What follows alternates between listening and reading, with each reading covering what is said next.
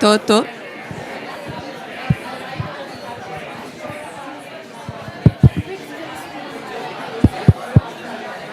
é que se diz? É uma cerimónia de que em inglês?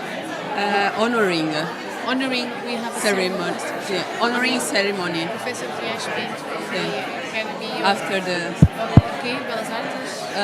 Academia Fine Nacional. Arts. Sim. Fine Arts. Pode começar.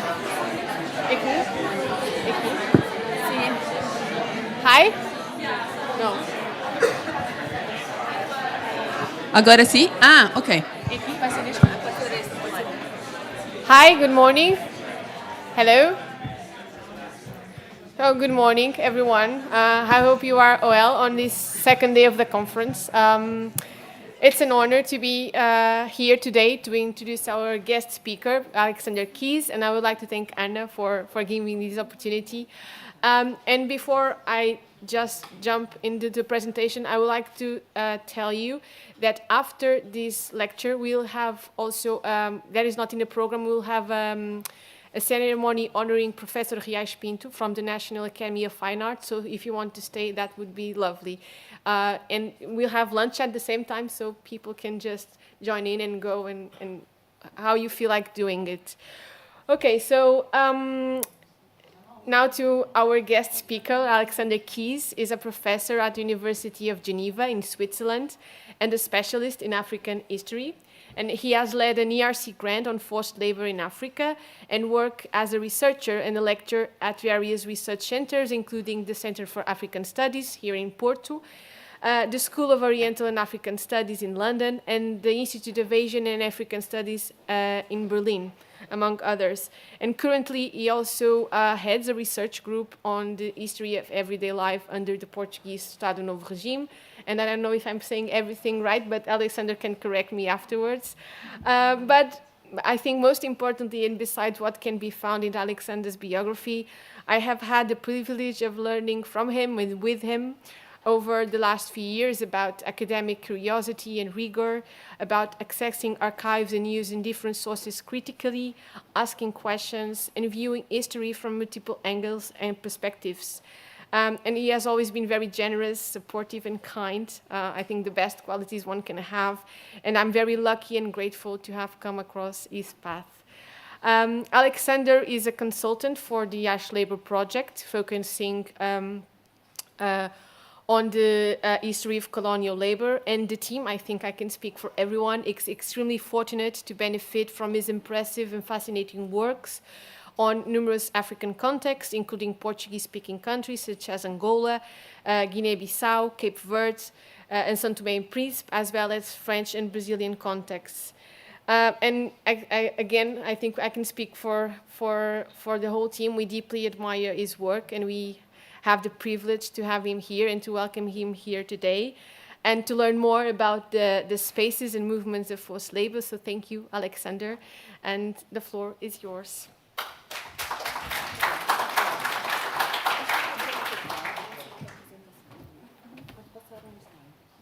Well, 1,000 thanks, Beatrice, for these friendly and extremely generous words. For me, this is a very unusual occasion because I'm a social historian of Africa. Here, this is more of a challenge for me and more of a, well, it inspires lots of interesting thoughts. What I want to do for you, because I think there nevertheless are very interesting overlaps, and I've already been this morning in a very exciting panel on plantation context, which I found, well, it was obvious that there are so many coincidences and overlaps with what I'm going to present today. So I think there will be lots of highly interesting discussions. And, sorry. What I want to do, well, I think forced labor in Africa is one in the first half of the 20th century in any case, is one of the most important contexts of labor exploitation. And this is something where there's lots of research that mentions the fact that forced labor under colonial rule is important. It seems to be an obvious fact, but there is, well, in terms of analysis, there's still There's still many things to do, and there are too many issues that are just taken for granted. And I think this is one of the typical contexts, one of many, but where one needs to go to the nuances and to the fine grains. And I think this is something, well, I will at least try to be doing here today. I will also say some words at some point of this lecture about methodological issues a bit. Obviously, this is also another problem when speaking about forced labor. What do we mean? And sometimes in rather popular debates, it gets all very quickly generalized, which, well, there might be reasons, because of course, those who mobilize against forced labor at that time, those who are campaigning, they have tendencies to say, well, this is all in a way the same, this is all slavery-like labor, but of course it's not as easy as that for us from a research perspective. I'm seeing, it's probably saying trivial things, but it's nevertheless important to look into that. And once more, beyond the African continent, obviously in the late 19th century, there are lots of things going on, and as we spoke, or as I listened this morning to my colleagues' fascinating talks about plantation labor, of course, issues like indentured servitude, for example, various types of contract labor, and contract labor that is not entirely free at the moment of recruitment, all these things are also in a way to be included. I will say some words about sources, and especially archival sources in this context. I will explain later onwards why I focus that much on the archives. I mean, the case of forced labor in Africa under colonial rule is one of these typical cases where the documentation is a mosaic. It's not easy to get to the details of the whole issue, but what helps us in this particular case, and it's obviously it's not a very fashionable kind to work, but it's really a kind of patient, case-by-case analysis through enormous masses of documentation that exist. Obviously, very often it's the administrators who speak about forced labor, but speak about that indirectly, and then one needs to filter out or to block out the racist and sometimes filters of ignorance that can also exist about certain situations. But it's extremely interesting and worthwhile, because then, in the end, one nevertheless gets to an interesting panorama. And finally, of course, I mean, being here at the crossroads of thoughts about architecture, about space, but also about labor, combined with more history or historically oriented research. Well, everybody here is interested in historical processes, but from these very different angles.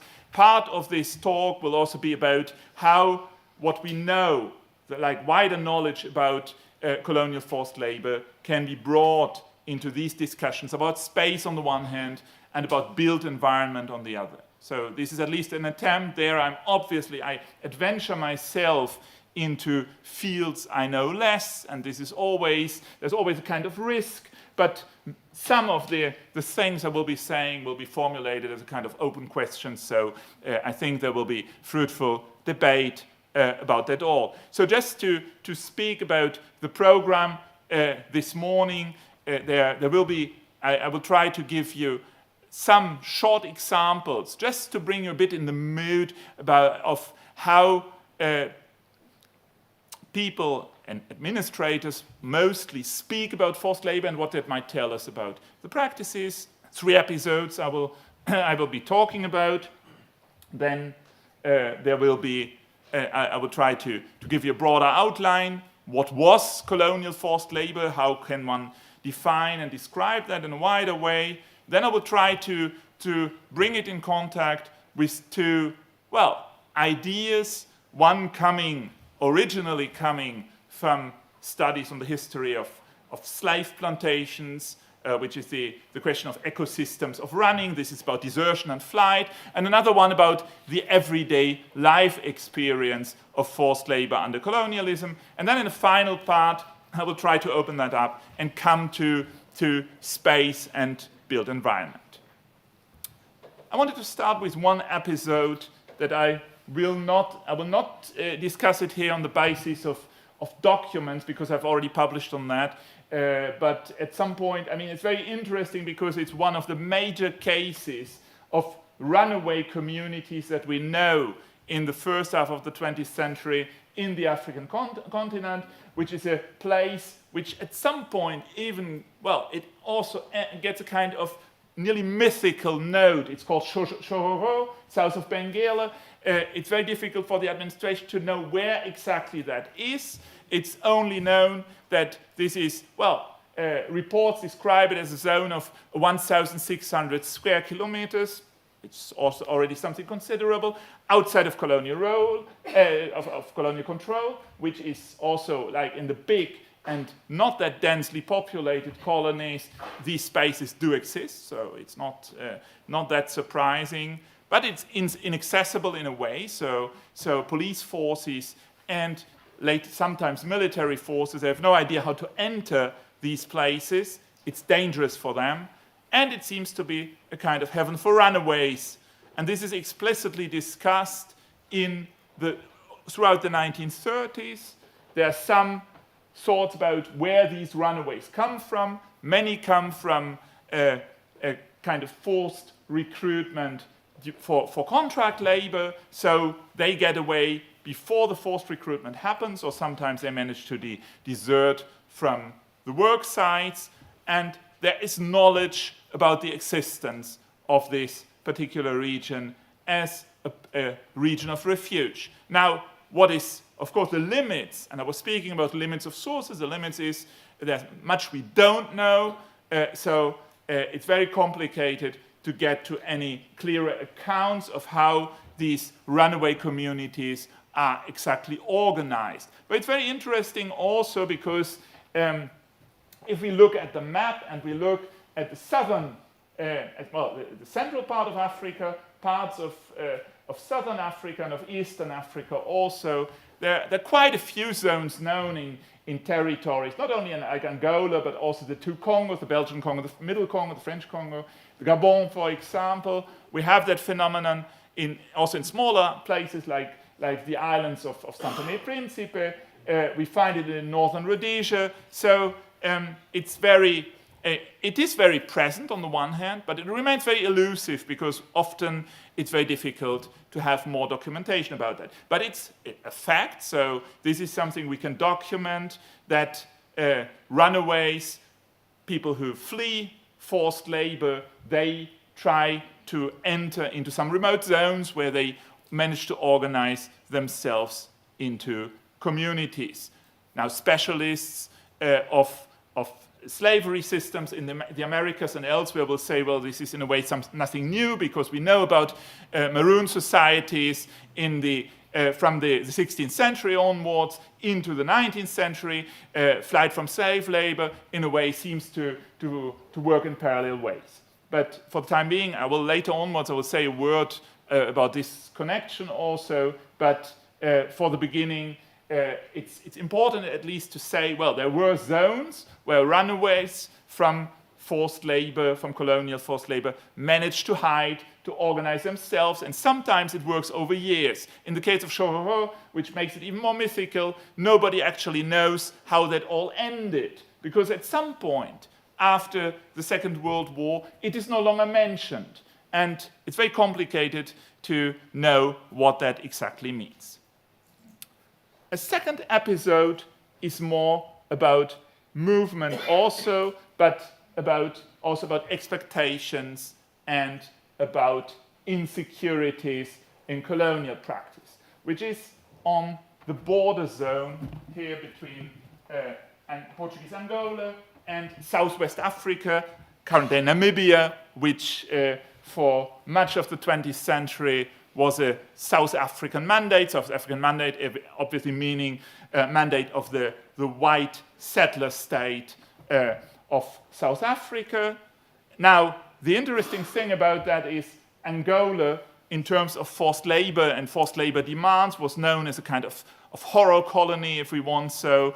The South Africans, after the First World War, in taking over this mandate and controlling populations, especially in the densely populated north of Southwest Africa, they were claiming internationally that they didn't have any forced labor at all, and they could live without these strategies and these practices. In the reality, and I will just read you, I give you two short citations for two of the episodes. One is now from the district administrative official of what is called Ovamboland in the north of current-day Namibia, Harold Edes, who just after the Second World War discusses the problem of forced labor and forced labor existing in hidden forms in the following way, and I quote, "I think it is correct to state that the system of rendering free service for certain public works, of which road making is now one, is based on the old custom that the people were obliged to render free services for their chief when called upon to do so." This is also very typical for forced labor systems under colonial rule, that especially the British and the South Africans use that, but others also do, to say, well, this is practices that were traditional, so in a way we don't do anything new, and in some cases we even manage to delegate certain of these activities and their enforcement to so-called local chiefs. But this is very common. And I continue. When the administration took over this territory, it continued to work on this principle. It is easy to enforce such obligations, and this is of course all racist jargon, such obligations in a primitive community where such services are generally rendered without questioning. This is very surprising as a remark, because later onwards in his different reports, Edes himself talks about all the difficulties they have in setting it up. But this is just like sticking to the stereotype.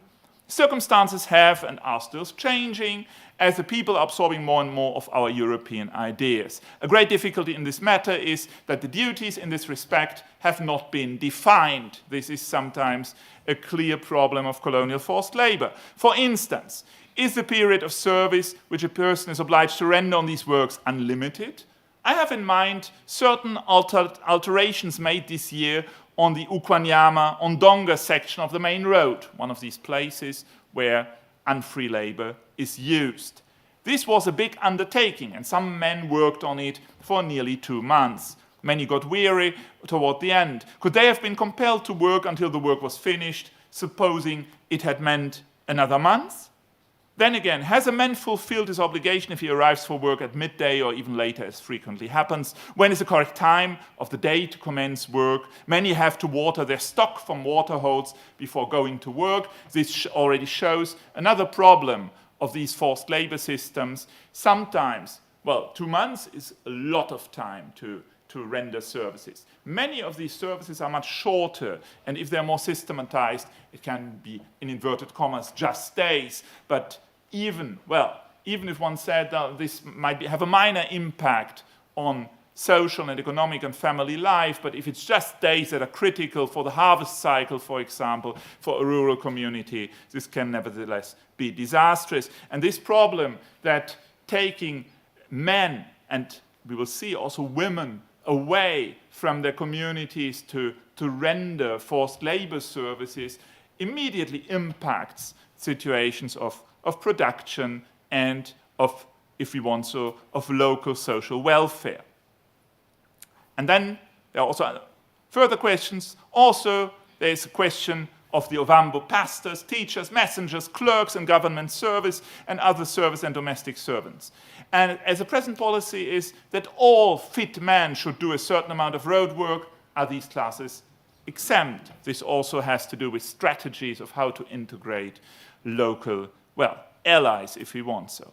I would also be grateful to be told whether persons who refuse or neglect to do road work should be punished, and whether such action would have the sanction of the administration. So this is true that here there's much uncertainty even about that point, which is not that normal, because in most cases, if forced labor services are demanded and if they are rejected by local populations, punishment is imminent. This is even within the logic of these colonial forced labor structures. Now, I'd also like to, this is just to say something on the outcome of what that means for populations. So this border between Southwest Africa and Angola is very permissible in a way. It's very easy to cross it because it's impossible to control it. There is much forced labor abuse on the Portuguese side, so there's lots of migration towards the south. The main problem being that these individuals who arrive in Ovamboland under Southwest African mandate are then also compelled to render services they don't expect to give, which complicates the whole situation and leads locals in a way to try to create their own strategic plans on what is better for them. So where to be at which moment to avoid forced labor as much as possible. And as far as the importance of the chiefs is mentioned, this is also a logic of the South African strategy. So the alliance with so-called traditional chiefs is very strong, and even during periods when the message is we don't use forced labor at all, it will at least clandestinely be used as a form of labor exploitation.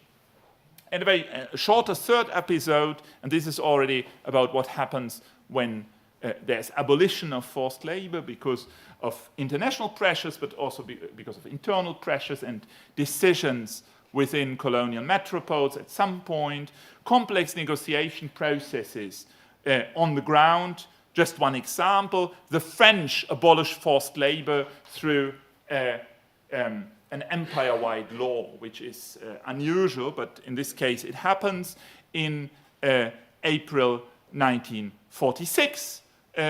Administrators, local officials, French officials are not extremely unhappy with that and tend to describe, and we have lots of correspondence about that, how this situation is then interpreted by what they call agitators and some very unwelcome local elites. Just to give you one example, which in this case comes from the Kwilu region in the Middle Congo, and like for the Ovamboland, this is ongoing research, and I find it interesting to use these kind of documents too. So the administrator of the subdivision writes to his governor saying 3 months after the abolition law being voted in Paris, speaking about local African Congolese politicians, and I quote, the delegates of Chikaya, this is Jean-Félix Chikaya, one of the important future African politicians of that territory, future country, gave various speeches of which one could define the general lines as follows.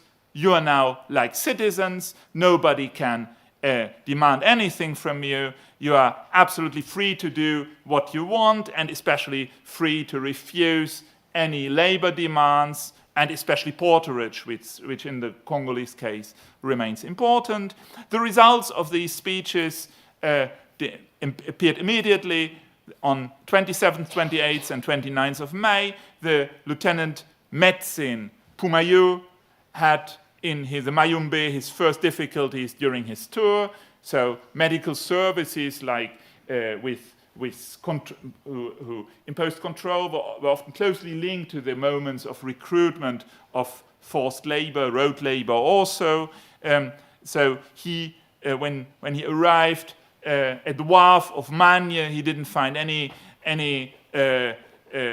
anybody available for porterage. He entered one village, Luaka, which was entirely deserted, and then the administrator speaks about the necessary energetic actions to bring the natives to their senses, as he describes it. And of course, all that shows the uneasiness, but also the ways how deeply the idea of forced labor was internalized by local officials and administrators. Quite an important point, because at the moment when there is this abolition process, 46 in the French case, in 61, 62 in the Portuguese case, and in between by the Belgians and the British, very much in hidden processes, there's always resistance from the administrators, and fierce resistance, and a clear message: we can't afford to do that. We can't afford to do that for economic reasons. We can't afford to do that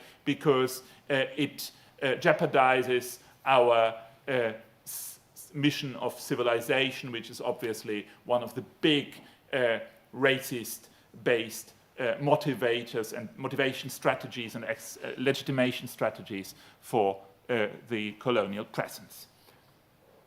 And which means that obviously this kind of situations, for like in the Middle Congo in the 1920s and 30s, when lots of porters are used for a major railroad construction project of the CFCO railroad, which will literally devour these workers there, probably tens of thousands of deaths because of the difficult conditions and because of exhaustion.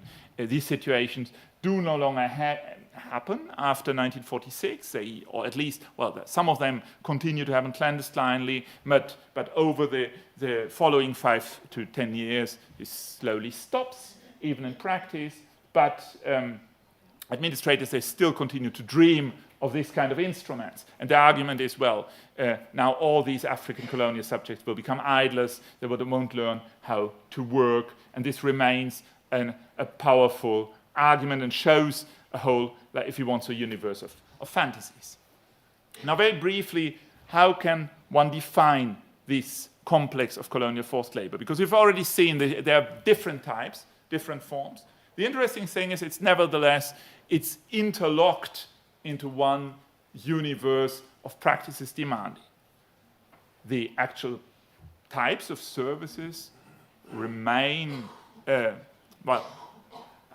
lots of variations. There are very typical ones, nevertheless. Compulsory services in road maintenance, so-called corvée labor. This is very common. Another common way, but which is used only in some regions, are quotas in agriculture. So that means for very unpopular plants, typical case is cotton, rubber collection is and the rare rubber plantations, like in this case, are also typical examples for that. In some places it's also sisal, for example. So these are plants where it's impossible, even with kind of encouraged, as they say, so half-forced recruitment system and then channeling people into contracts, it doesn't work. One wouldn't find the workers, so quotas, imposing them on peasants are yet another strategy. Then, very typical also, penal labor, and this in the widest sense of the word, because penal labor could mean individuals who are really imprisoned over long periods, but it could also be for small infractions. And it's also possible to take individuals who desert from other labor contracts and then to judge them. The administrator judges them and sends them off for some weeks of penal labor and keeps them within a kind of forced labor complex. Some of the mechanisms used are nearly tax-like. So the French especially are relying on such a mechanism where forced labor, road labor, corvée labor is practically organized as if it were a tax, a kind of sweat tax. It can be used as a measure of punishment. Penal labor is a case in the point, but there can be others. And there's always this argument of so-called civilization. That means the idea is forced labor is also supposed to teach African colonial subjects how to work, which definitely, there are some parts of the argument are also used in other colonial contexts. It's interesting, for example, to compare that with French Indochina, the similarities and differences of the discourse. But it gives, in a way, it's used as a kind of legitimation strategy. These practices, these more open practices, are combined with more informal forms of forced labor. This is, once again, is especially compulsion at the moment where a labor contract is negotiated. This happens a lot, so which is a way of forced recruitment, and we have that in context of indentured labor, which also exists in the African continent, and we have that for a number of big infrastructure projects also. And intimidation plays a big role. And it's also the threat playing with a register of different forms of forced labor. In the most blatant cases that we also find, administrators are able to threaten locals into accepting a labor contract, showing them the alternatives, which might be harsher forced labor of the other forms, which is quite typical as a phenomenon. Wages are sometimes paid, mostly, but very, very low ones. In some cases, there are no wages at all. And then, very important, but it's possible to find that quite well documented even in complicated sources, because it always has a notion of scandal, are the gendered experiences. Because in theory, for most of these forms, at least of the more formalized types of forced labor, women are normally excluded. Normally it's men between 18 and 60, and this is very normal. There are some variations on that. So normally women shouldn't be concerned. It's already a bit different when we speak about forced recruitment for contracts, because for some contexts, pushing women into contracts can also be interesting, so it's sometimes done. But on the other hand, the burden of feeding the laborers is often put on women in these rural contexts, which sometimes creates, well, there's a labor corvée on the one hand, and then there are women marching over kilometers to bring food to the work sites, and under all kinds of dangerous conditions, and also then being the targets of sexual assaults, for example, by the administrators or the officials organizing the work on the spot. This is very common, and we know about that because in spite of all, there's lots of hidden tolerance for all these abuses, but nevertheless, it's one of the types of abuses and of, in a way, irregularities, because in theory it shouldn't be like that. In theory, food should be provided. This is normally in all colonial legislations. There's no provision for bringing the women and the family into this kind of labor operations. And this is a local redefinition of the system. So sometimes it's described in the more critical reports, and scandal reports are very important for our knowledge. Now, this also links to my reflections on studying the practice, having tried to do that for various territories in the African continent, and together with a group of colleagues who were PhD students at the time, and trying to see the variations and the effects on local populations. One important observation, and we can talk about that later, but my feeling is very strongly from the experience, one problem is that forced labor is probably one of the issues, at least in African history, where the oral narrative fails the most. Because it can be very interesting about what is known, about sentiments. Obviously, there's also a time factor, because if we speak of the period between the 1880s and say the 1950, there is a problem nowadays to find testimony from persons who really had a direct experience. But there's some interesting remarks. The problem is it often gets into a kind of streamlined horror experience, and this is, in my view, is difficult to use. It's interesting as a kind of undertone, but it's really difficult to transform that into an analysis of the more concrete experience for this particular and wide issue. So I think, at least this is my interpretation, we're mostly thrown back to written accounts and testimony, which is a mosaic. It's not that easy to interpret, but there is, first of all, there's scandal correspondence. This is very important. And also, I mean, of course, we can always say that colonial sources have lots of problems, but they also point to many problems, and especially, and this is like in many contexts, we as researchers can profit a lot from situations when colonial officials actually hate each other and try to formulate cases against their colleagues. And this is quite common. And of course, it still has biases, because these are arguments that are crafted partly to harm people who work in the same or for the same administration. But still, in these cases, the individuals, they seek testimony, and they seek testimony also from on the ground. And then we have international hostile campaigns. This is also can be quite interesting, but we also always need to think, well, these international campaigns against forced labor, they are also in a way biased, and sometimes very strongly, by some preconceptions that are made. It's no surprise that especially the Portuguese, who have very brutal forced labor practices, but they are a principal target of these campaigns because Portugal is seen as a weak colonial power. So it's very easy to attack the Portuguese. It's far more difficult to criticize the British or the French in particular. And then, and this was something I found, well, perhaps because of naivete, found a bit found surprising in the beginning.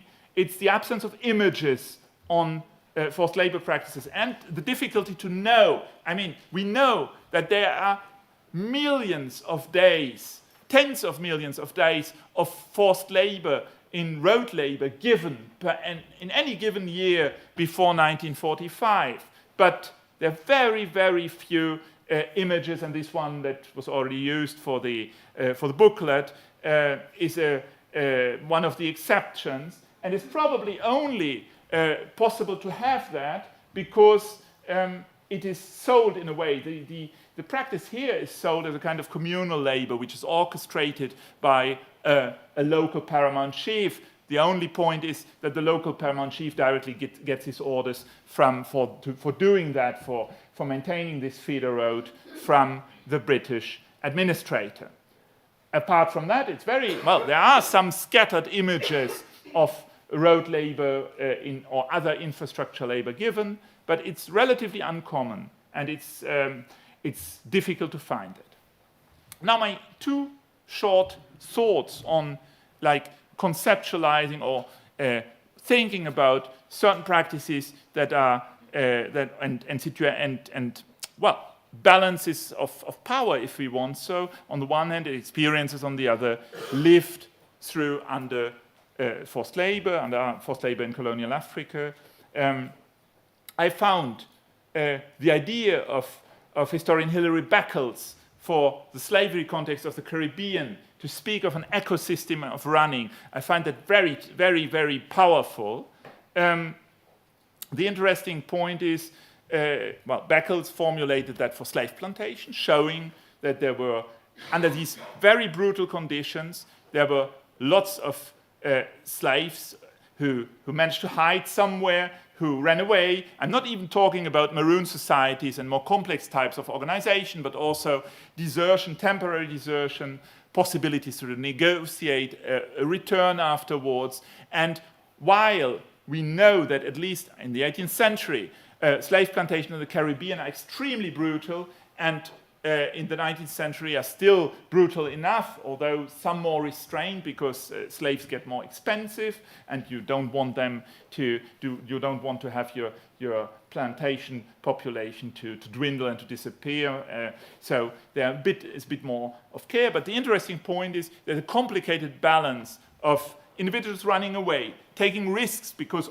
obviously hiding can be very costly, because these persons then have to hide in environments that are difficult. Sometimes there are problems with disease, for example, access to water. So this is all risky activities, these desertions. On the other hand, the pressure is high enough and the suffering is high enough to guarantee that there is a lot of these experiences going on.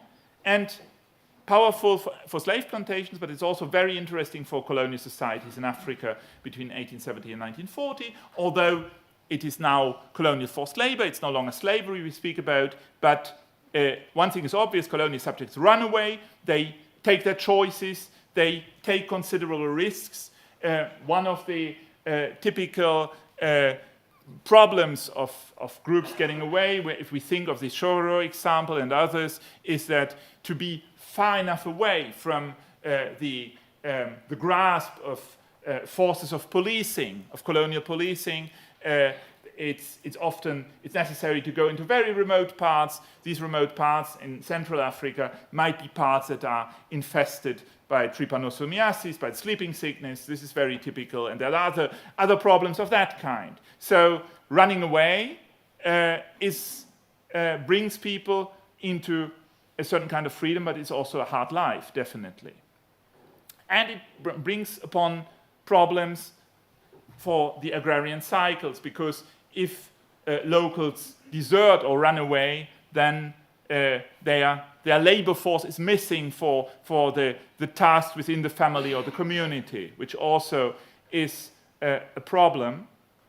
Nevertheless, it remains, for many individuals, it remains important enough to take these risks. And on the other hand, colonial officials, they are ready in a way to, well, they don't tolerate these situations systematically, but sometimes they do. Sometimes they just, well, they accept that that there is these mass flights, these mass desertions. They don't necessarily always go after the runaways, partly because they don't have the means, because all these European colonies in sub-Saharan Africa are very poor in resources, even for repression. So much relies upon threat and upon some very brutal demonstrations of resistance having been destroyed in the first decades of colonial rule. But there is not that much of firepower at the disposal of the colonizers. And in a way, so this creates a context where definitely individuals then manage to get away for longer phases, to withdraw their labor, and then we might enter into the even more complicated discussion, up to which point this is not only getting away from hardship and from suffering, but also a possibility of resistance in a way. I put in this famous image because it's just to point to this parallel to certain conceptual thoughts, like on the ecosystems of running, that have been made in far more interesting ways for slavery contexts. Now, I also wanted to say a word about everyday life and everyday life history, which obviously is an approach in its classic form that comes from the 1980s, that is known for, well, has been discussed for context of authoritarian rule in Europe, and has nothing to do in its original form with colonial contexts. But it remains interesting because it gives us the question, well, for individuals living under colonial rule, what do these forced labor demands actually mean? They are apparently taken into account in individual life histories. Reactions are planned up to some point, and it's very difficult to get away from them. This is also a very important observation because the classical life history approach, or everyday life history approach, speaks a lot about individuals who just try under authoritarian rule, under an authoritarian regime, to get away unnoticed. Of course, this is problematic under colonial rule because there the main way of identification is racial discrimination. So you can try to get away unnoticed, but obviously if you are pointed to for forced labor because you are an African colonial subject, then there's initially nothing you can do.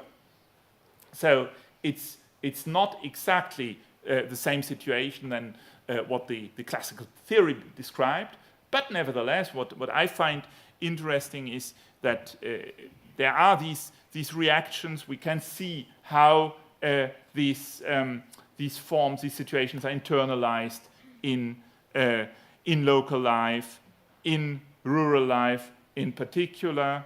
And we can then also look at what that means for the wider family or community structures. As I said, well, already through the impact on agrarian cycles, it can be a huge problem if individuals desert and others stay. So this can create interesting problems and very, very interesting to think about. Another point is still the question of what that tells us about intra-community tensions, because many of these forced labor systems, they seem, on paper, they seem very well regulated. Well, abusive but democratic. Everybody has to give mainly his part, so women shouldn't be concerned. It's mainly men, it's well distributed. This is also not what the reality is. And in some cases, and again, thanks to scandal reports, we know about that in many cases, the main victims of forced labor are the weak within the communities. That there are large parts where there's an internal distribution and pre-selection process. And for example, in some regions, it might be slave descendants who are more strongly targeted than others. In other places, it might be strangers, persons who came into the community at relatively recent times at the moment of forced labor recruitment. So this is also very interesting question. Difficult to study, but absolutely worthwhile. And finally, the motivations of those who work with the colonial administration. Local forces, the so-called chiefs, but also and especially so-called native police. That's who are the main task force, the main force to find individuals, to bring them to work, and without them, the whole issue would be impossible. So this is also, and they then have a role in local communities, and it's interesting how these roles are played out, because in theory they don't have an official position of domination over their neighbors, but of course if they are active in the process of recruitment, in the process of punishment, then that obviously brings them, that gives them an informal role that needs to be taken into account. And native guards is something that are groups of individuals on which there are still much research, at least for colonial Africa, without any doubt, but I also see that from my relatively limited knowledge on Southeast Asia, for example, where one could see, in my view, the same thing. Now, I will just slowly coming to the end of these observations. I wanted to give you a couple of ideas that could just help you, or bring you in some ways to think about linking these observations to your own research eventually. So about colonial forced labor and space and also monuments or built environment. First of all, one thing that colonial forced labor implies, because it's much of it is about creating infrastructure. Road infrastructure has a huge part in these activities. So transport to the sites is important. Long marches, sitting on lorries, passing through certain regions. So one might well ask, what does it do if we want to the mental maps of taking into account geography? Sometimes it's true that some communities, they already have a long history of moving, but sometimes it's not the case. So this is interesting. Forced labor, in a way, in spite of it, with all its brutality, also creates these kinds of movement, road building potentially as mastering distance. Also because we know, of course, and it's obvious that these roads, and sometimes some of the individuals who build the roads will also use them at some point, sitting in a vehicle later onwards, especially after the Second World War.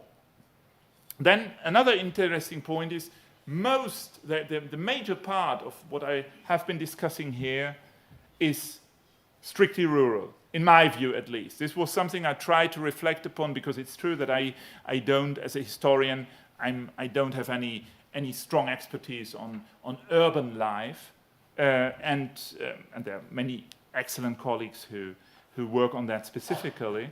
But I was just asking myself the question again, so all this context of colonial forced labor, is that an exclusively rural phenomenon? In my view, it mainly is, because it's mostly used for rural infrastructure, partly for rural production. Now, maybe I'm wrong. Also, of course, it's a question of scope. Before 1945, cities, in most cases, are very small. There are some, and the part of the population in colonial Africa that actually lives in urban spaces is normally minimal. I mean, there are exceptions. If we speak of places like Ibadan in Nigeria, Dakar in Senegal, and some others, but mainly, the main experience of Africans under colonial rule is a rural experience. Before that, all changes in a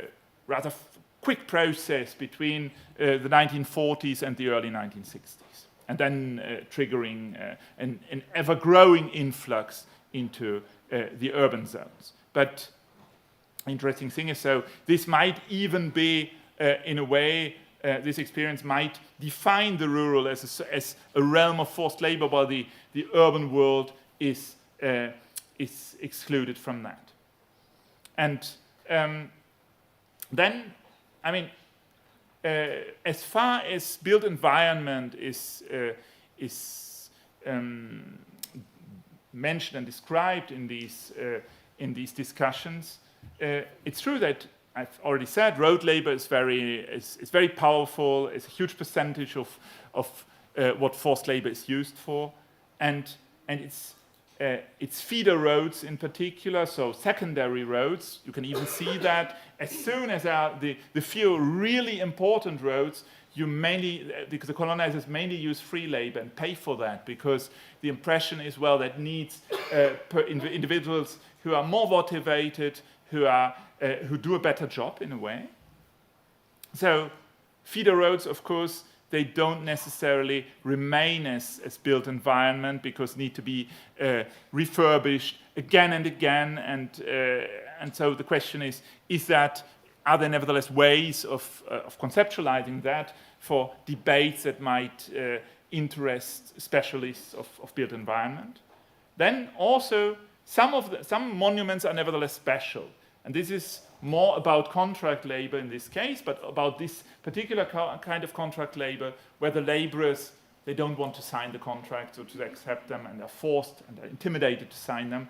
One typical case being the Chemin de Fer Congo-Océan, CFCO line between Pointe-Noire and Brazzaville in nowadays in current-day Republic of Congo, the old French Middle Congo.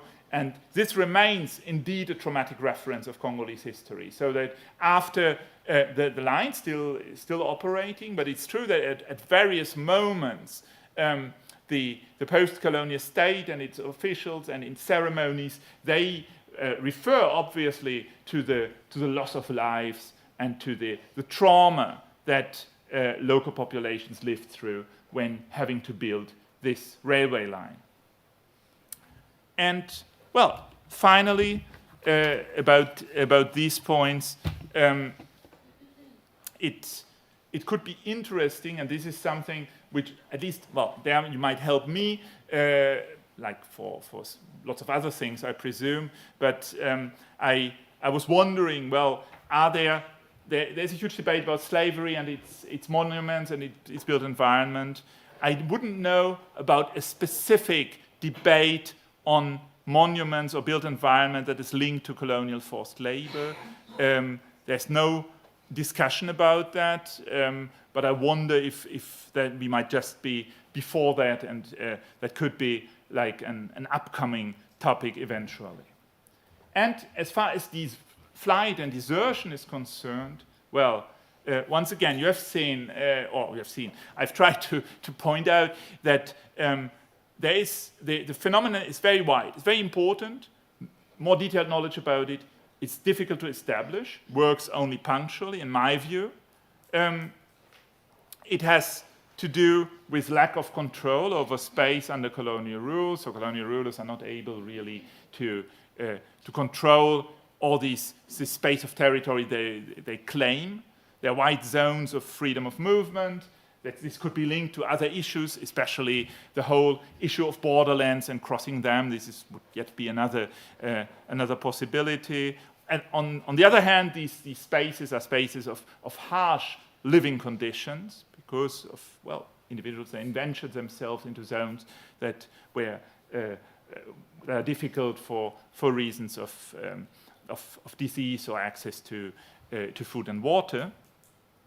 And the interesting thing is, I mean, I mentioned the knowledge, and this is wide knowledge, about maroon societies in slavery contexts, and especially in the Americas, and partly beyond the Americas, if we take places like Mauritius, for instance, and some others.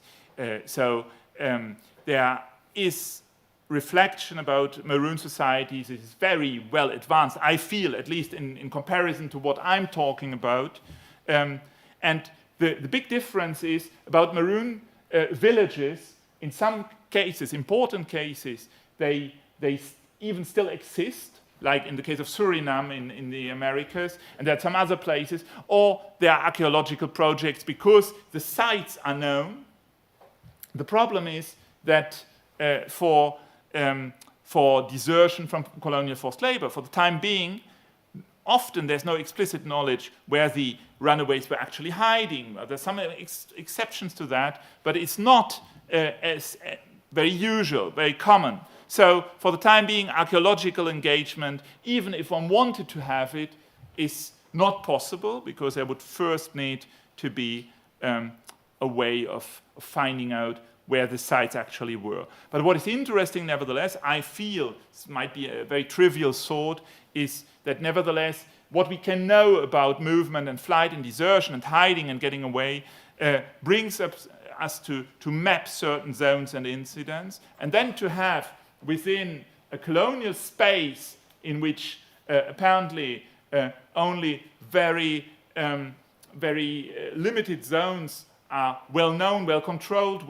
and important for economic activity, for example. Besides them, you now have other places where at least you know that there was intense activity, there were individuals hiding, that became important for populations. And it's very interesting to reimagine colonial spaces like that. And to finish, just a few words on the continuities about we might also speak. Obviously, there's no case where colonial forced labor translates itself in the African continent into forms of compulsory labor that would be as harsh, as systematic, and as normalized. This doesn't exist. It's nevertheless interesting to think about, well, it's if you look at the decolonization processes, nationalist parties and politicians are very dedicated to the fight against forced labor in the 15 to 20 years before the independencies. It becomes a principal element of campaigning. And I've already, in one of the quotations, I mentioned future politicians like Congolese Jean-Félix Chikaya, who definitely drew so much prestige and reputation from their having been involved in this struggle against forced labor. And then they managed to translate that into other political campaigns. Yet, what is interesting, after 1960, or after the moments of independence, well, 1960 being the year of Africa, one of the principal moments, but there are others, many independent governments retain labor services. Penal labor remains in place, similar practices also, and logics of labor services to be rendered in some contexts are very common until the current day. So for in this case, for places like Togo, for places in Central Africa. There are a couple of examples that could be discussed. Sometimes it's more complicated because then those who demand labor services say that it's in a logic of self-help. But the colonizers sometimes also said that. So the question is that if we speak of communal labor and of self-help labor, is that actually different? And so the last questions for now I would like to ask, do these continuities, or in some places, in some cases continuities, would they explain mistrust against the state executive? So in a way, is there a notion of saying these post-independence regimes, they did not manage to free themselves from colonial logics? Is there also an idea, and this is in a longer perspective, from the colonial to the post-independence, has there been a constant process of marking rural spaces as spaces of compulsion? And finally, what can we say, what can we observe about a memory of colonial repression linked to certain buildings? For the CFCO railway line, this is relatively clear. There we have a case where that can be shown. In other cases, it's much less obvious, and I think it merits interesting discussions. Well, this has been a long reflection. You must all be tired. I thank you all for your attention. Many thanks.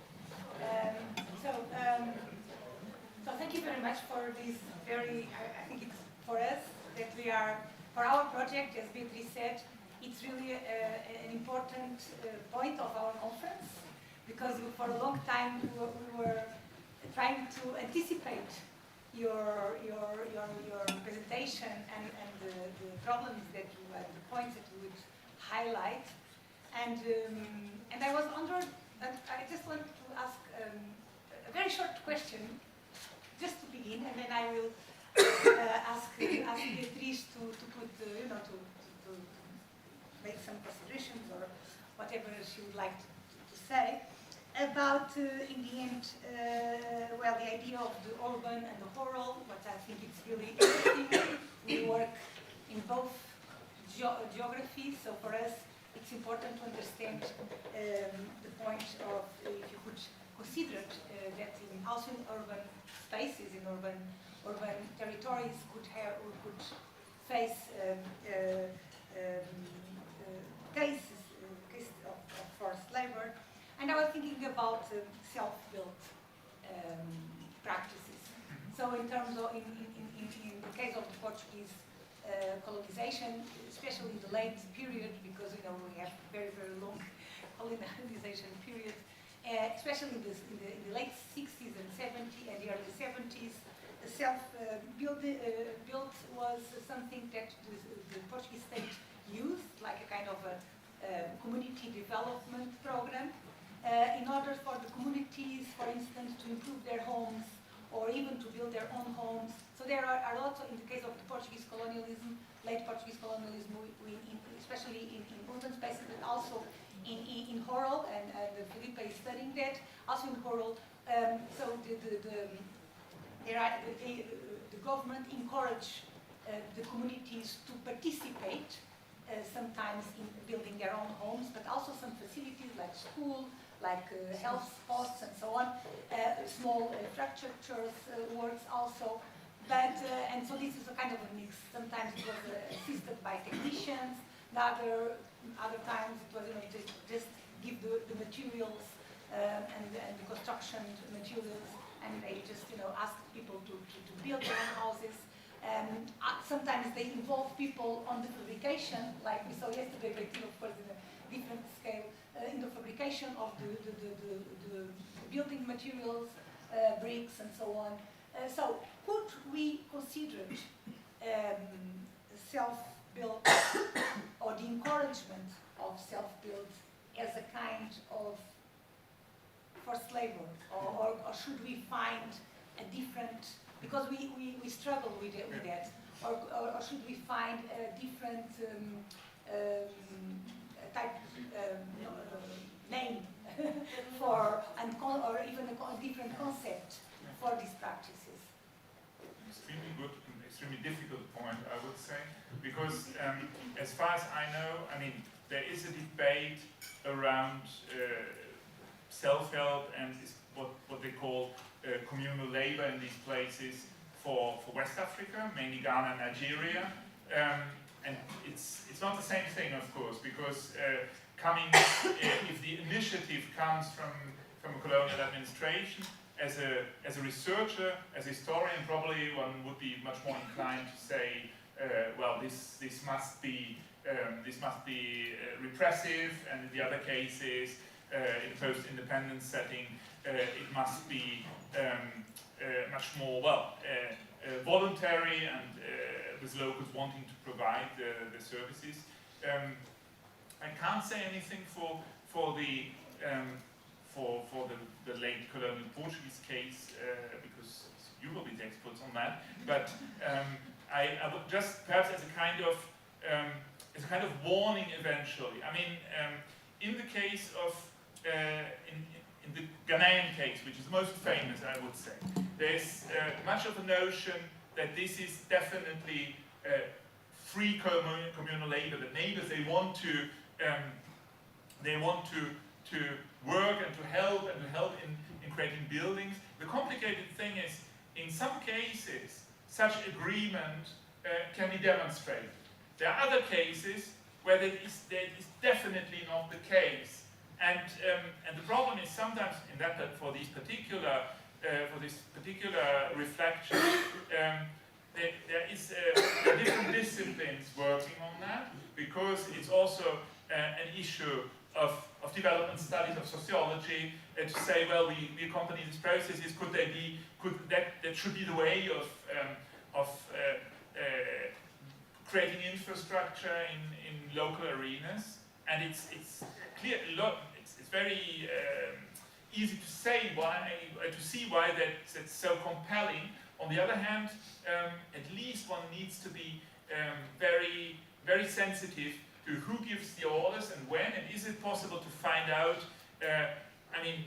how if there's a consensus built or not? Because in the Ghanaian case, you would also find it for Côte d'Ivoire in some periods. You would find it for Nigeria.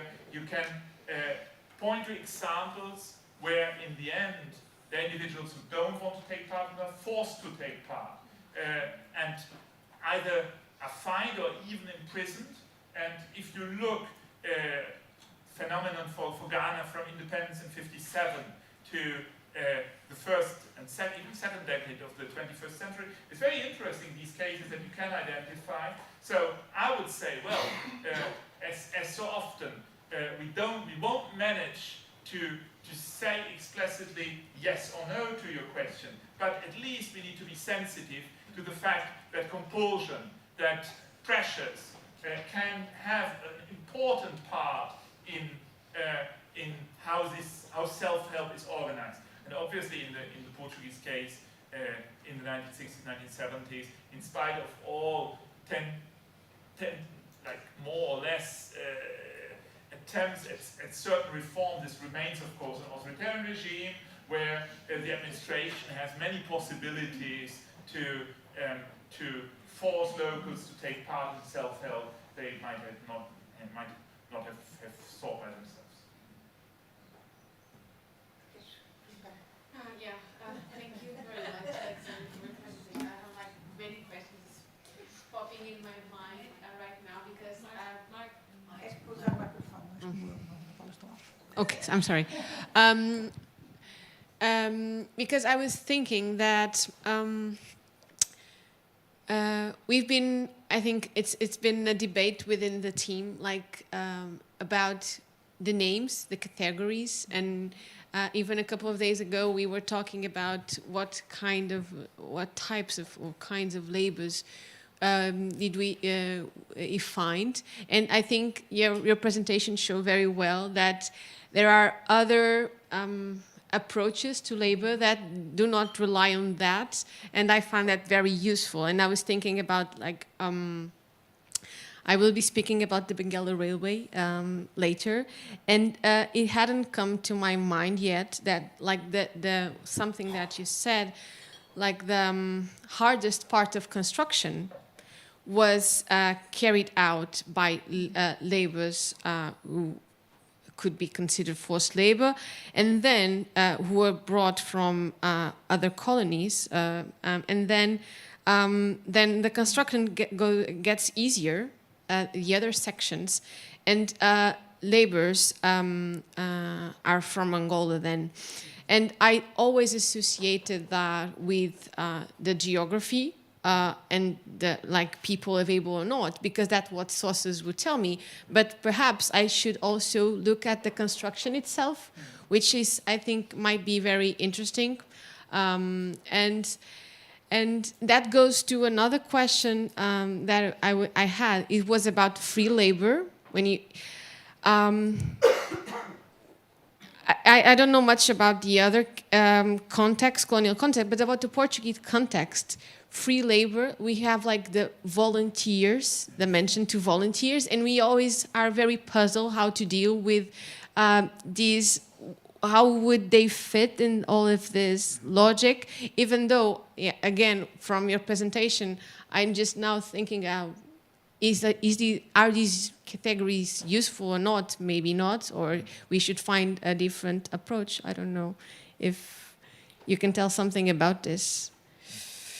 Yes, I mean, I didn't go into detail for the question of categories of workers and these terms that you find under Portuguese rule, because I feel for general discussion this would get, well, in a way too complicated and too special at the same time, although of course it's a bit daring to say that for a colonial context or colonial empire that nevertheless controls two very big colonies with Angola and Mozambique, so it's probably worth it nevertheless.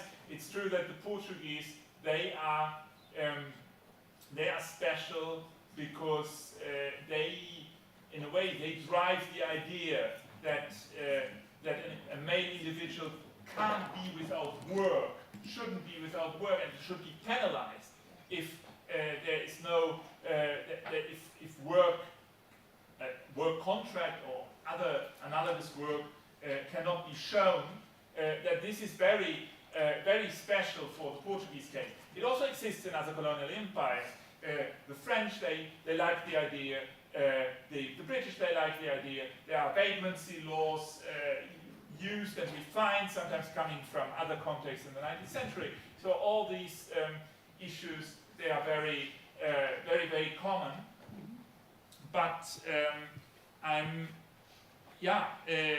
in the Portuguese case, you have this situation, even if somebody is called a voluntary laborer, this could just be a decision to accept work under hardship to avoid being sent away and penalized under an even more enforced labor contract. So this is, I fully agree that if one wanted to differentiate, then there are also individuals who manage still to get the contract they want, if they are well connected, if they are well acquainted with employers and certain work sites, so that might function in the end. But it's even less than in other colonies, because there is this criminalization of not having a contract, which is, once again, it's an idea that that exists in my view in all the colonial empires or in all colonial contexts in Africa, but it's only the Portuguese who get that into a kind of all-encompassing logic. Okay, thank you. So maybe we should open the debate. Yes, sim, já percebi. Okay. Lots of people, good. So I will just start here. Thank you for your talk. I would like to bring the colonial question back to Europe. Perhaps what happened to the teenage girls from poor families being used as servants, domestic servants, in not rural but mainly urban spaces, families. This they were recruited from poor families, and there was no contract, and maybe sometimes there were even children. What was the possibility of freedom in this kind of contract? There's also colonial practices in Europe against its own people.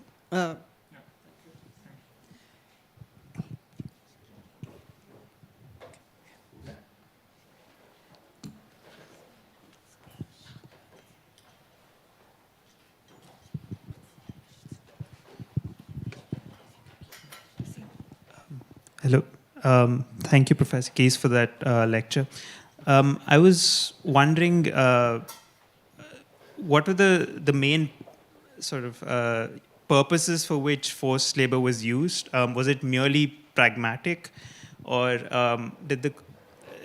did colonial administrators also have like a genuinely moral purpose? Because sometimes, like I'm working on colonial India, specifically the Bombay Presidency. So while I see that, for most part, it is a pragmatic sort of enterprise to minimize costs, there are sometimes, genuine, I mean, I wouldn't call it genuine, but more morally informed interventions, like a reformatory school, for example, for juvenile delinquents and so on. So I was just wondering how it plays out in Africa. I will join 2 or 3 more questions. All right. Hello, everybody. Thank you for your nice lecture. When I heard of your lecture, which is like comparative and I think more like, sort of showing the general, let's say, structures or characteristics of those like escaping or runaway colonial subjects, I think of James Scott, who in this book, The Art of Not Being Governed, talks, I think, about similar issue, but in Southeast Asia, and he thematized the hill lands. So there's like, he connects it with the conception that there's, the tropical forests which help the establishment of this escape, of this escape settlements, escape agriculture, he called it, and so on. So first question would be, is there any, what are the special qualities in the African cases which might help this runaway societies to exist? Number 2, this book, James Scott was praised because he put those escaping peoples not as victims but as like resisting actors, right? And they put it as he politicized it as agents who chose to escape the state, who chose to escape these capital actors, because state and capitalism, I think, was not. This is, I think, Sven Becker just issued the book. It's not to disentangle, right? And I didn't see that in your lecture. I think you put them too much in a position of victims. And third, what James Scott was criticized for was that he did not look enough into this inner development within those escape societies. So what changed before the escape and after the escape? I will talk also about this kind of issue tomorrow in my session with Natalia and Sylvia. Sorry for this advertisement tomorrow in this room. In my case, actually, there are quite considerable change before they escape and after they escape. Sorry, what is your case? It's in Java, West Java, Sunda people, right? And so I will apply the same critics for you. So what is, in your case, the change which happened before and after? Did you follow that? Thank you. Okay, maybe you should answer now these 3 questions, this round, and then we will do a last round of questions. Okay. Otherwise, it will be too much. Okay. Right. Okay. Thank you. Well, this is indeed 3 issues that are very big, but at least to be expected in a way, and very good questions. So about practices of unfree labor in Europe interrelating with what you find in colonial contexts, for example, in Africa on the one hand, and then questions of purpose and issues of implementing forced labor that are not only pragmatic, and then James Scott obviously, and the issue of resistance and change. Okay. And probably for all these responses would be easy to give a long answer. I'm not very strong in short answers, but I will try at least, because else we'll still be here in an hour. So for the registers of forced labor, I think you are fully right. This is, in a way, I'm not sure if this is surprising or unsurprising. After now, I don't know, a decade and a half, if you're constantly confronted, and I suppose, and I imagine there are lots of you who are in the same situation, when you are confronted with forms of forced labor, and you are interested in a global history perspective up to a certain point, it's very clear you quickly find concepts, ideas, practices of implementation that appear in various geographical zones. Sometimes either circulate or are simply similar. Sometimes it's also not that easy to show it. So definitely, some of the practices you would find in the African continent, but also in Southeast Asia, for example, they are linked to forms of, for example, punishment of vagrants in Europe. What I've said about labor corvées and road building, there are forms of that in various regions of Europe as well, so which are slowly disappearing over the 19th century normally. But I mean, for example, in the French context, you find that, and you have things like the corvée royale, the royal corvée, and in the British context, you have so-called vagrants being apprehended and then sent into correctional labor. And the whole issue of domestic servants, obviously, and of adolescent girls being forced into this kind of services. Well, yes, this is yet another sector which you would also find in the colonial context. The mechanisms are maybe a bit different, but still the same phenomenon exists. So this also belongs to a wider field of exploitation of individuals. What probably, I mean, this is one of the interesting questions. Nevertheless, are these practices that are just tolerated? Are they encouraged by the colonial system, or by state, or by system, or by legislation? I mean, there is a certain. If one wanted to differentiate between practices, I think it's nevertheless there is a certain importance. What is informal? What might be abuses that are not that are tolerated but are not inscribed in legislation? Because then also this influences ways of campaigning against that, ways of finally abolishing it. So I think it's important, nevertheless, to make these differences. But obviously, you find in the European context, or in settler North America or other settler societies, you also find this type of moments of channeling individuals into services. I'm not saying that this is limited to the colonial realm at all. What is in the colonial realm, there are the possibilities to bring that into legislation in the late 19th century are nevertheless far bigger. You can come with a kind of racist, stereotypical reflection that defines civilization and that gives colonial officials, for example, or legislators, creating laws about the colonies, gives them the chance to formulate obligations. Of course, you can find it in European societies, say in the 19th century, and some labor services, obviously, also in the 20th century, often in authoritarian contexts, where you can find other arguments, where it's perhaps not race, but eventually, in inverted commas, class or other motives. So this is also not exclusive. But in colonial contexts, I would say the possibilities to enshrine that into actual forms of legislating and then administrative practice and open administrative practice, this is nevertheless far bigger. About purposes, there's a link to that as well. Well, of course, much of colonial rule is definitely based on pragmatic choices, lack of resources, ideas that colonies should, the administration of colonies should be financed by resources coming from the colony. This is like a standard idea in most of the colonial world, not everywhere, but in most of the colonial world before the end of the Second World War.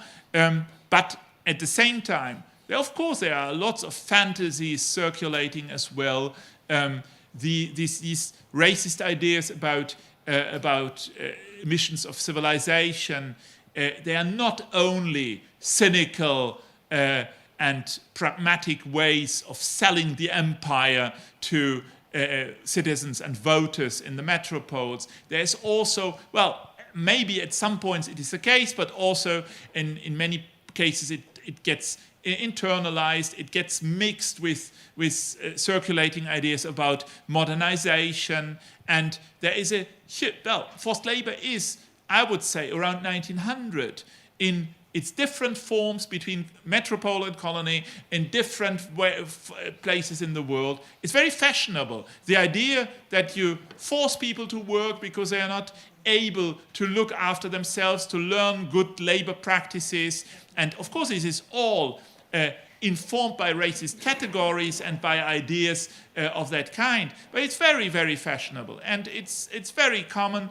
and there is an idea of education through labor which is definitely linked with these choices. Now, James Scott and the ideas of resistance. Well, yes, this is a difficult one, because obviously, I mean, I tried to say that, but then it got lost during my reflection. Well, I would reject the idea that the whole reflection is only about individuals being victims, running away and living through hardships, although this is part of the issue. And I'm insisting as much on that because I would find a narrative where one would say, well, all these desertions, they are just resistance and very well played out. Well, yes, but maybe. But then, on the other hand, you have these individuals, they really live under difficult circumstances. And so it's complicated just to imagine that as only as resistance, because in some places you can document that it just gets the burden of certain labor practices and forms, especially when they are combined and there are different demands of forced labor on the back of just one person or one family or one community, that this triggers flight, and without, let's say, as much as a plan of resistance. On the other hand, and this potentially went under here during the talk, of course I tried at least to speak a lot about strategy.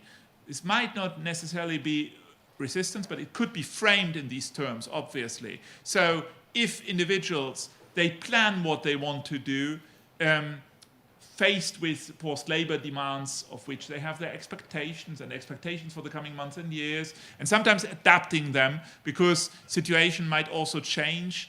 It's a huge difference who might be a colonial administrator in a region, who might be the so-called native police, what the attitude of this or that so-called traditional chief is. So these strategies, they get adapted. But they are nevertheless strategies, and you can find them. And I think, well, maybe, yes, we could find a consensus on that. There is as soon as there's strategy, there's also an element of resistance in that. But on the other hand, it's also getting away from extreme burdens. And my theory is, but this is what one would need to bring that into a real comparison, for example, with Southeast Asia, to say, because of the multiplication of different forms of forced labor and the brutality, the specific brutality, how they are played out, I would think that the African experience remains harsher than what happens in the average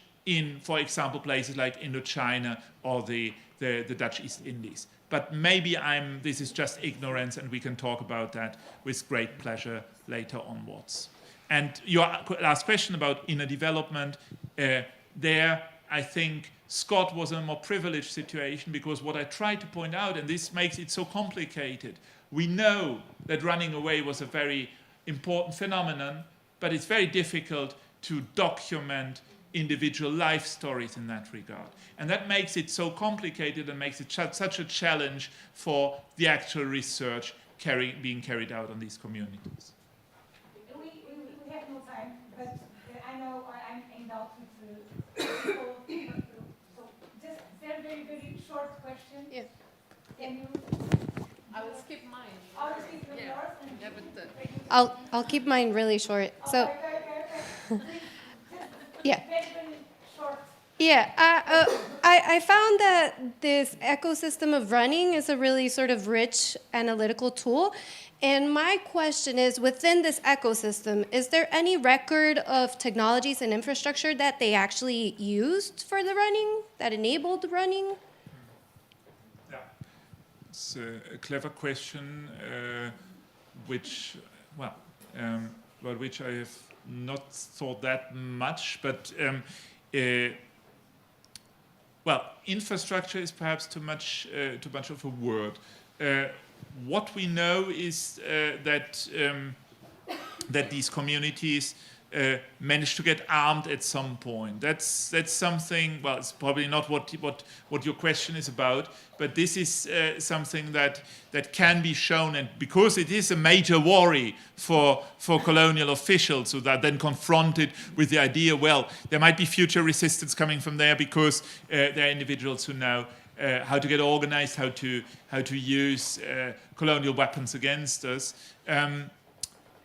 Apart from that, infrastructure, not really. There is knowledge of space, obviously, and a knowledge of what, for example, the main arteries of colonial control are, and how to get distanced from that. But for the rest, well, it's an excellent question, but I wouldn't have a satisfying answer for the rest of that right now. I'm sorry. thank you. Okay, so we finished the session. Now we have to acknowledge to our professor. I asked João, who will be the leader of this session, who will enunciate a small homage to the professor. Okay. So, what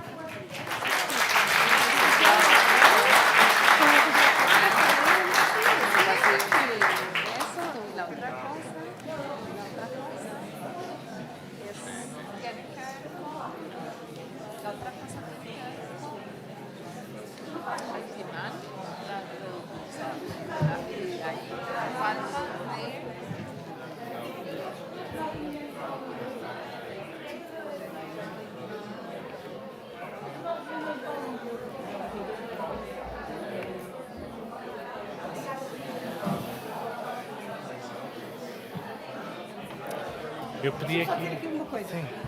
Okay, so after the ones who, so thank you very much for the ones who are staying here. I just wanted to say that mas não faz mal. Não é bem. Deixa as pessoas sair.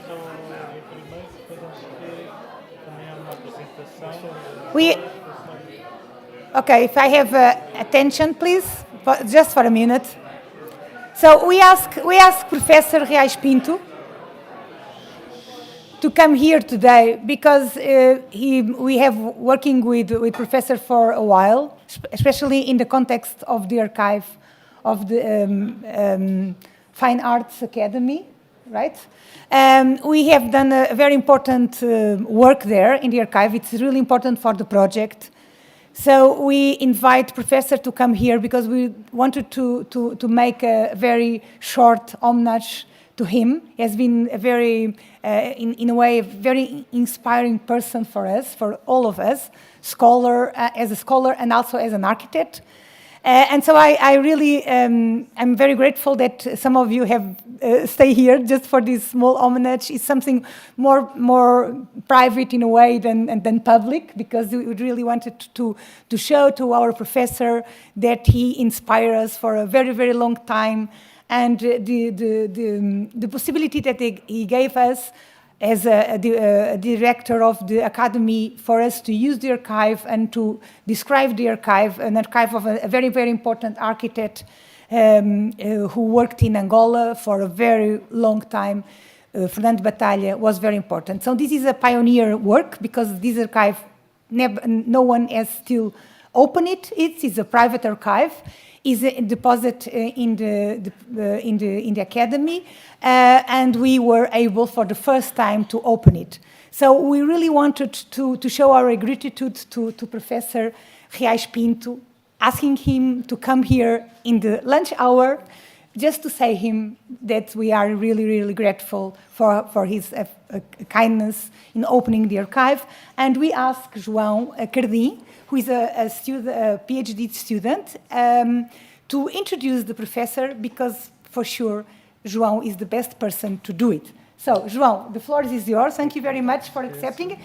Não, professor, pode sentar aí. Eu não vou mostrar imagens. Não, there are no images in this session. It's just a private thing for us. So, good afternoon, everyone, and thank you for the ones who stayed. I really appreciate that, being such close to lunch hour. First of all, I would like to express my gratitude to Professor Ana Vaz Milheiro and their team for proposing this special moment within this international congress they have created together to honor an architect from whom I hold great personal esteem and also the utmost professional respect. I gladly accepted this invitation to say a few words of tribute to architect and Professor Alberto Reis Pinto, although I doubt I will do full justice to his enduring contribution to Portuguese architecture. I sincerely hope that my ignorance of many aspects of Reis Pinto's long career does not show too much, and that this lack of knowledge is offset by my firm belief that we were all extremely fortunate to have known, worked, and learned from Professor Reis Pinto at some point in our lives. I met Alberto Reis Pinto for the first time in 2016, although I had already studied some of his work during my university years.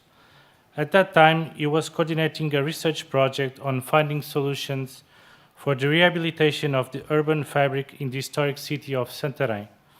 Thanks to this project, I was able to spend 3 especially pleasant summer months in the old Scalabitan streets, surveying the buildings and squares, thinking and finding solutions to improve public space. As you all know, finding solutions to problems is one of the features at the core of architecture. In this regard, Reis Pinto has been in the forefront for more than 60 years. If this longevity alone is already remarkable, even more so are the results of this endless search in the paradox that is architecture, an eternal equation that goes something like this. How do we answer with buildings the physical and spiritual needs of every member of a community and of that community as a whole. And as if that wasn't enough, how to do it with seemingly infinite material, social, economic, and a dozen more other constraints, while providing at the same time something of a human soul to buildings, a timeless quality that makes some of us look at architecture as an art form. When we put it like that, it feels like a daunting, impossible task. Thankfully, Riacho Pinto never yielded under the weight of this mostly self-imposed responsibility.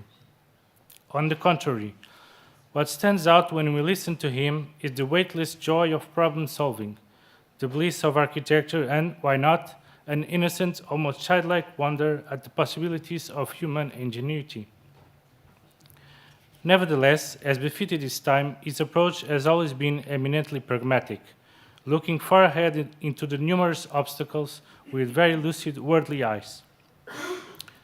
For architects of my generation and younger, I think that it's difficult to fully grasp the deprived housing conditions that existed in ours and other European countries until the end of the past century.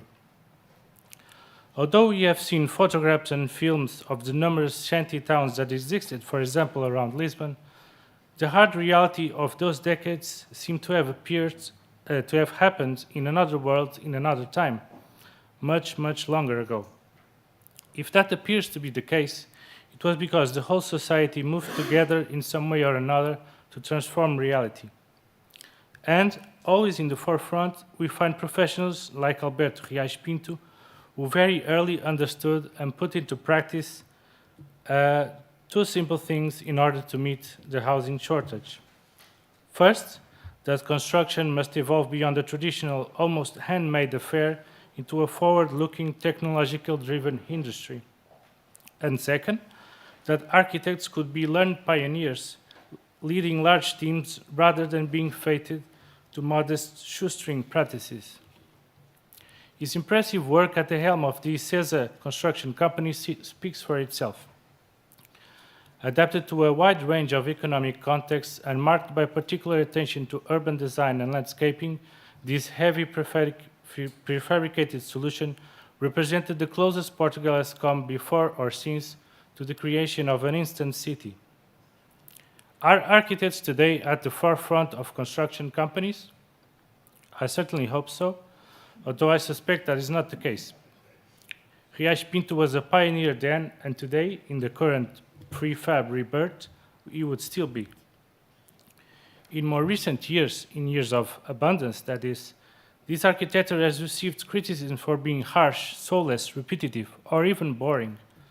In the face of today's housing crisis, those criticisms appear to have vanished.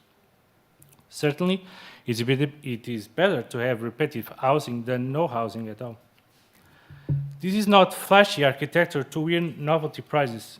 Its prize is the transformation of the lives of thousands of residents, the formation of a new territory, and hopefully the betterment of society. As others have noted, architecture as an instrument for social cohesion. As Portugal appeared to have overcome its decades-long housing shortage and heavy prefabrication fell out of favor, Riacho Pinto adapted accordingly. Through his teaching and research activities, he helped shape the thinking of thousands of students.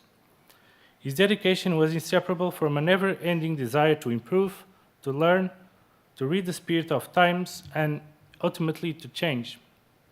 Almost hallmarks of every great architect from Le Corbusier to Frank Lloyd Wright. But although he changed, he remained a pioneer. When new construction achieved new heights in the early 90s, he was writing about the rehabilitation of old buildings and the renovation of historic centers. He was also interested in applying his research in the restoration of his own work, simultaneously recognizing the limitations of the heavy prefabrication process and providing solutions for its aging. What a rare thing to witness. I have certainly met a few architects who shudder at the thought of revisiting some of their old buildings. Before it became fashionable at the turn of the century, Riacho Pinto was already interested in sustainable construction, which became one of his main research topics. not because it was the next big thing, but because Riacho Pinto felt, as many of us felt at the time, that sustainability was the only way forward for an architecture that was, and in many ways still is, stagnant. A solution to keep modern architecture relevant and fresh without losing its fleeting social goals.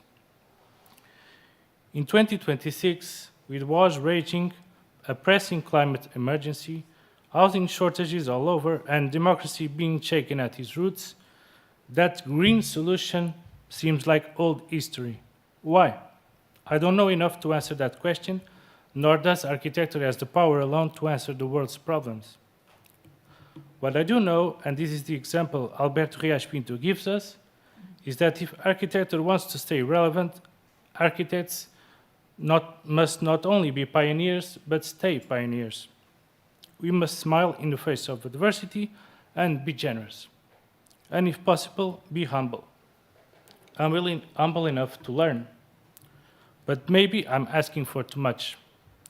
I only know I'm not asking for the impossible because I have met Professor Riacho Pinto. Thank you.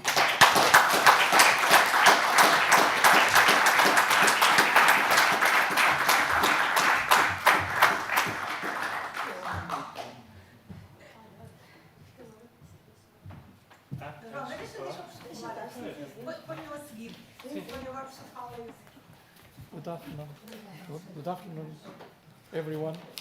I have a great handicap because I don't speak very well English, so I am just going to read a short test.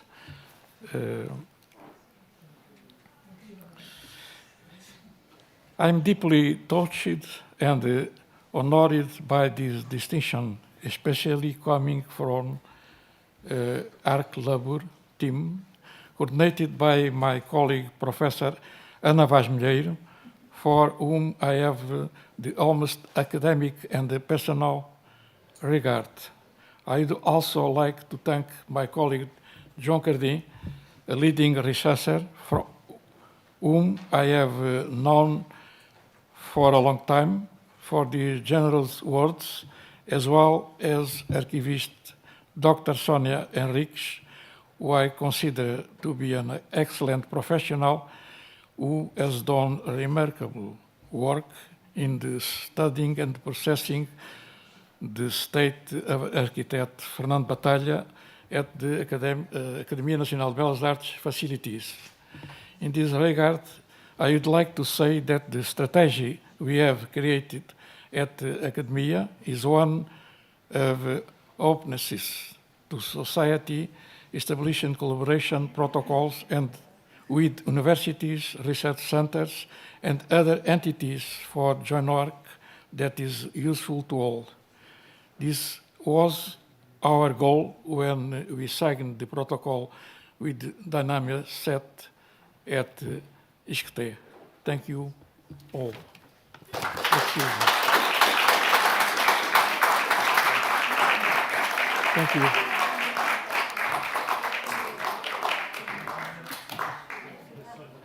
Ok, so, podem pôr o filme e as pessoas veem se quiserem. Conseguimos pôr o filme? Sim, ok. Quanto tempo é? Muito tempo.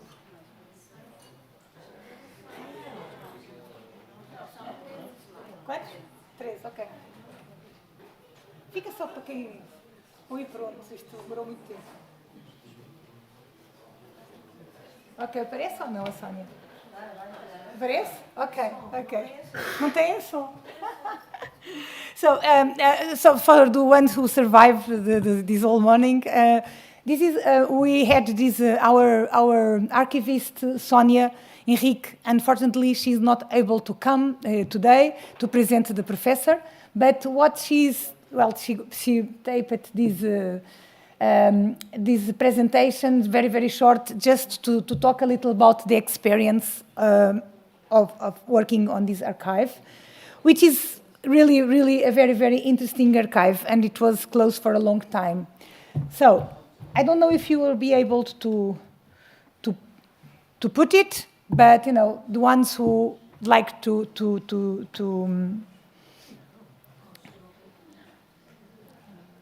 attend. Deixa cá ver.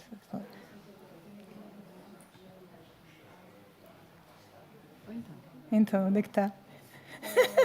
Aqui. Podemos pôr, Zé. Ok, vamos ver então. E nós temos a nossa solução. Não, não é assim. Meia hora.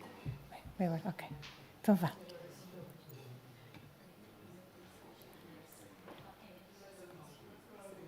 Good afternoon. My name is Sonia, and it is with great joy that I join this tribute to our dear Professor Gijs Pinto. Its commitment to a more sustainable architecture. Não faz mal, mantém, não faz mal. Architecture and its advocacy of a circular economy applicable to buildings is worthy of note. However, the subject which I shall direct my comments today is not this one, but rather Professor's commitment to defending and safeguarding architectural documentary heritage. The presentation will be concise in nature, focusing on the work conducted on the Fernando Batalha Architect collection. However, it would be negligent and even unpolite not to acknowledge the pivotal role of Professor in the context of this project. I will bring to this session the protocol our research project has established with the Fine Arts Academy and how Professor's vision and commitment has profoundly impacted our work at the ArchLabour research project. Professor Gijs Pinto's commitment to documentary collection management has been instrumental in ensuring the preservation of complex archival holdings, facilitating their study and ensuring their dissemination to successive generations of researchers. During its mandate, the Academy has consolidated its position as a guardian of artistic and architectural heritage. This has been reinforced with the efforts developed towards the archival management of the Fernando Batalha Archive. The National Academy of Fine Arts is a public institution under the supervision of the Secretary of State for Culture. Since 1836, it holds an historical archive and an historical library with records that date back to the 15th century. Its historical archive preserves, organizes, and provides access to the documentary heritage that reflects the Academy's long-standing role in the Portuguese artistic and architectural culture. The archive also supports research by maintaining reliable, well-structured documentation services, ensuring that historical memory remains available to scholars and the wider public. Its holdings encompass a wide range of document types, including correspondence, administrative files, and institutional registers, many of which date back to the Academy's origins in the 19th century. The archive also preserves a significant collection of drawings reflecting teaching traditions, artistic practice, and architectural production associated with the institution. A valuable component of the Academy's historical archive are the personal and professional records of three Portuguese architects, Jorge Segurado, José Cortés, and Fernando Batalha, offering a unique insight into the 20th century architectural thought and practice. The architect Fernando Batalha Archive does constitute a unique testimony for the study of heritage policies and urban development in Angola. In it, we can find original drawings, urban surveys, photographic documentation, and an extensive body of research. The Portuguese architect was born in 1908 in the city of Redondo, which is located in the southern part of Portugal. After completing his degree in architecture in 1935, he moved to Angola, where he remained active for the next 5 decades until 1983. It was in this country that the architect initiated his professional career, contributing to the design of the primary pavilion for the Angola Exhibition Fair in 1938, thus commencing a series of notable projects in this field. Between 1940 and 1947, he was responsible for the Bengala Urbanization Office and carried out various projects in Bengala and other cities in Angola as well, notably the reconstruction of the government palace and projects for the monumental cinema, both in Bengala, and we can have images from the palace and from the cinema in the slide. and so many others, displaying his versatility as an architect planning public facilities and private business buildings alike. The archive installation happened in 2012 when the donation of the Architects' Archive occurred as well, as represented by this sequence of photos prior to the installation of the units on the Academy's shelves. A series of tasks were conducted to assess the physical condition of the items. In this image, we have the office space where I did the archival walk.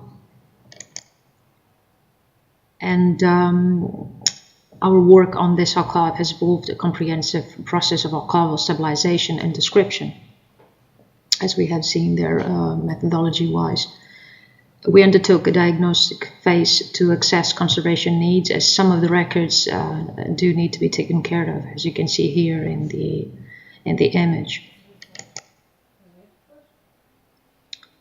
And that was followed by the implementation of a structured classification plan aligned with international archival standards. By now, we are rehousing some of the described units, photograph records mostly, and doing descriptive metadata preparation in order to launch the descriptions online this year at the Academy's database.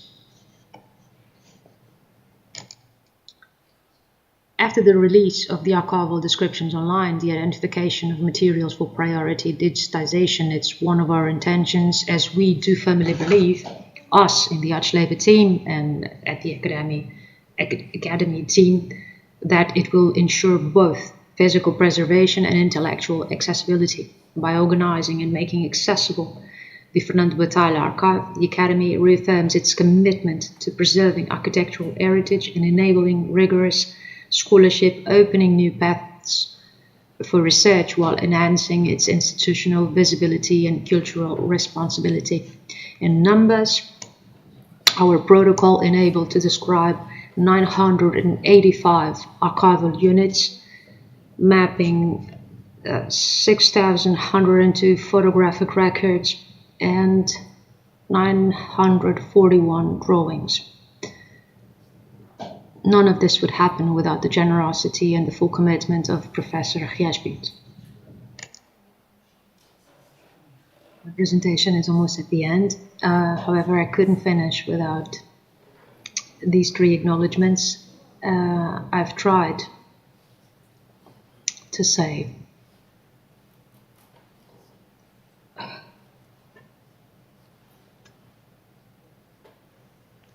it without getting emotional, but I couldn't, so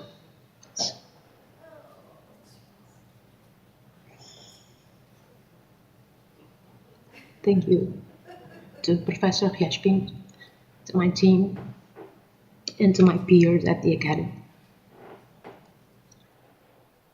And this is the end of my presentation. Thank you so much for inviting me into this session and for your kindness. Thank you so much.